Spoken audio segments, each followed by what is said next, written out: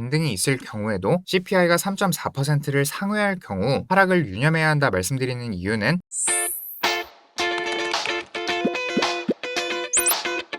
안녕하세요 여러분, 코인리서처 송새벽입니다. 현재 비트코인 가격 9,480만원 부근 67.3K 구간 지나고 있습니다. 어제 3% 정도 하락분이 나온 이후 오늘은 종가 부근에서 차트를 이어가고 있습니다. 현 구간 어떻게 차트 관점 가져볼 수 있을지, 오늘은 파동 관점 외적인 해석으로 어떤 접근이 유효한 구간일지 빠르게 장세 살펴보도록 하겠습니다. 이 순간 구독과 좋아요는 영상을 전해드리는데 큰 힘이 됩니다. 먼저 가장 중요한 오늘의 맥포인트는 저녁 9시 반 CPI 발표를 앞두고 있습니다. 최근에는 이미 고금리 기조를 지나고 있는 만큼 CPI 자체만으로는 작년만큼의 파급력을 보이고 있지는 않지만 CPI는 여전히 장세에 직접적인 압력을 가하는 요인이라 볼 수 있습니다. 물가가 높으면 연준은 더욱 매파적인 입장을 취할 것이고 그만큼 강달러 환경이 조성이 되면서 금융시장에는 불리한 여건으로 작용할 수 있습니다. 자, 그런데 오늘 집계되는 수치는 최근 CPI가 미치는 영향과는 조금 다를 수 있습니다. 하락을 한다 해도 더욱 깊은 단계 하락이 나올 것이고 상승을 한다 해도 좀 더 큰 상승분을 가져올 수 있다는 관점을 가질 수 있는데, 그 이유는 직전 시황 영상에서도 말씀드렸다시피 현재는 그저께 고용 발표 이후로 투심적으로 위축되어 있는 상황이기 때문입니다. 금리를 기준으로 봤을 때 시장은 언제나 금리 인상기의 상승을 보였다는 점 말씀드리면서 이때도 마찬가지였고 지금도 인상기의 상승을 보이고 있습니다. 그런데 막상 첫 금리 인하를 시행하면 시장에 폭락이 있을 수도 있다는 점 말씀드렸었는데, 이것과는 별개의 문제로 금리 인하에 대한 기대감, 이 기대감이 꺾이게 되면서 매크로적인 요인에 기반해서 투심적으로 위축되는 결과가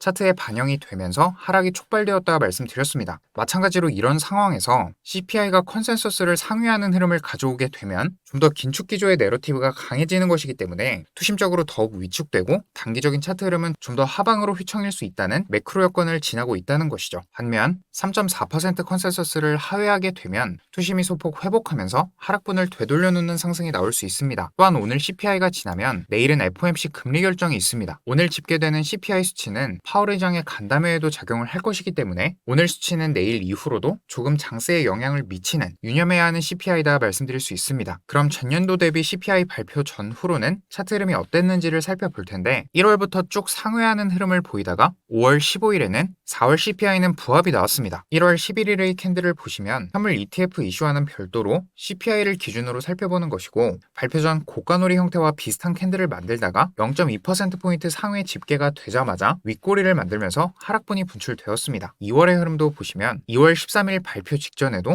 양봉 이후 고가놀이 형태를 만들다가 마찬가지로 컨센서스를 상회하니까 2.5%가량의 하락분이 나왔습니다. 이때는 반감기 임박과 ETF 승인 직후 준비하고 있던 기관 자금이 유입되면서 매크로 요인보다는 호재성 이슈가 크게 작용을 했습니다. 그 다음 3월 12일에 발표된 2월 CPI는 컨센서스를 0.1%포인트 상회했고 이때도 마찬가지로 고가놀이 형태를 만들었죠. 이때는 상회하는 폭이 0.1%포인트가 줄어들면서 밑꼬리가 나왔지만 결국 15% 이상의 하락분이 이어졌습니다. 4월도 마찬가지로 컨센서스를 상회하면서 발표 이후 하락분이 분출되는 흐름을 가져갔고 고가놀이의 캔들 형태를 확인할 수 있습니다. 그리고 5월 15일 드디어 컨센서스 3.4%와 부합하는 숫자가 집계되면서 현재 부근까지도 상승분을 이어간 상황입니다. 그런데 오늘 밤 9시 반에 발표를 앞두고 캔들의 모양이 또다시 고가놀이 형태를 띠고 있습니다. 최근 6개월치를 두고 보면 이런 패턴을 만들면서 발표를 기다릴 경우 반등이 오더라도 하락분이 분출됐다는 점을 간과할 수 없고, 특히 이번 CPI에서는 방향성이 지난 6개월치보다는 투심에 따라 조금 크게 나올 수 있다는 점 유념하시면 좋겠습니다. 이어서 내일은 FOMC도 있고 간담회 이후 어떤 발언을 했고 매크로 여건을 어떻게 해석하면 좋을지 결과에 대해서는 텔레그램을 통해서 정리드리도록 하겠습니다.